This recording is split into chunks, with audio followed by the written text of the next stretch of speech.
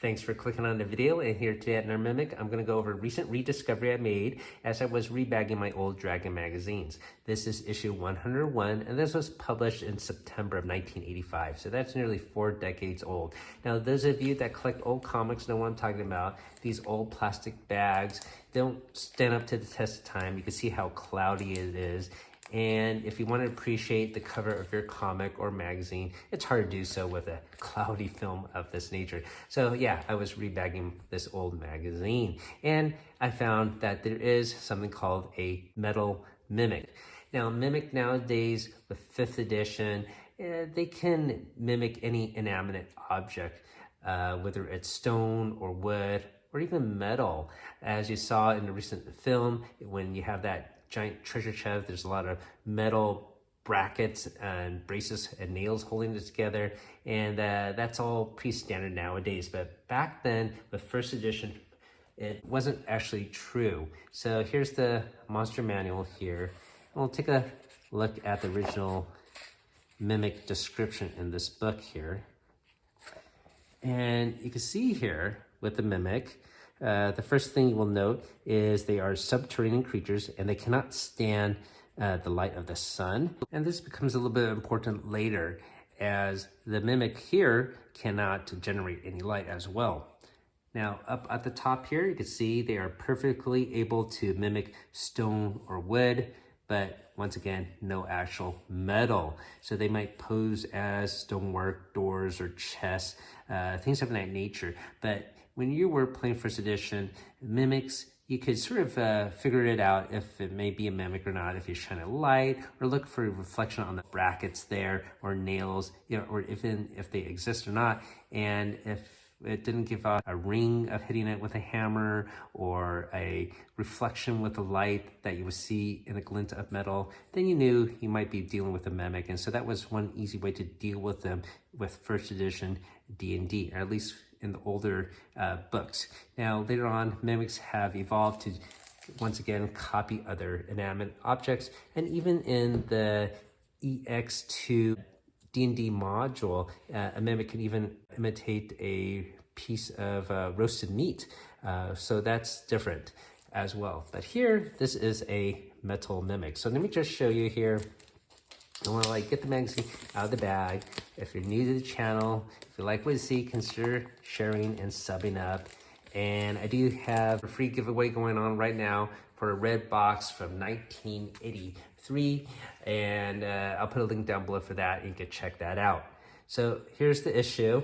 First of all, it has this pretty cool cover from David Martin and shows a harpy type creature attacking this adventurer. So let's take a look within the magazine, and we're going to look at the creature catalog number 3 here. You see some of the creatures here, but yeah, we're going to check out this metal mimic. So he is on page 49. We'll take a look at this old 1st generation artwork. I still have a preference for this simple artwork that I grew up with. And here is the entry for the metal mimic. I should correct myself, these stats are for 1st edition D&D, not 1st generation. Regardless, there's some things to note here. You can see the picture here detailing a metallic treasure chest, but also holding a sword that's glowing here. So this metal mimic is more powerful than the relative of the ordinary mimic, having all the basic abilities and characteristics of the weaker counterpart. In addition to being able to mimic objects of wood and stone, the metal mimic can take on the shape and appearance of items of raw or finished metal. It can take on the color and luster and texture of any pure metal, iron, gold, silver, platinum, etc., except for mantonite, but cannot form into an alloy. So one other interesting thing, that the metal mimic here can duplicate the effect of a light spell up to 4 times a day. So it can cause this glow or illumination. And the other mimic, seems to be repulsed from light, especially sunlight. Now, the metal mimic can mimic a sword or a dagger, and with this light ability, can mimic a glow of a magical item. So I thought that was really interesting when I read that. I never thought of having a mimic having a glow to it, but certainly I might do so in the future. I thought that was very interesting, and that's what I wanted to share with you. Now, it's not just a light spell that this metal mimic can copy. It can also project a form of a magical aura once a day. And if a magic user is asked to detect magic from a sword to see if it's magical or not, it will actually register positively. So I thought that's also an interesting thing.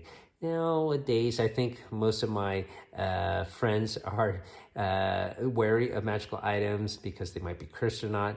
But it's interesting that you could throw in this wrench into the things by actually having not a cursed item, but it could be a metal mimic. So I might do that in the future. The rest of this entry describes how the mimic attacks, where it has a pseudopod and it has a strong glue, which we all know about, and becomes very sticky and traps the person or object that is touching and draws them in, and does melee combat to pound them down and eat them. It also mentions here that the larger mimics can have some intelligence, which I think most people know about. And certainly the concept of a mimic colony or mimics being a large building or house is sort of general knowledge, I suppose, as well. So that has been the metal mimic. So thanks for listening to my thoughts about this metal mimic. Hopefully you found that interesting. I certainly did. And hopefully this will lend some flair to your campaign in the future. Thanks for watching, everyone. Have a great night and keep on adventuring out there.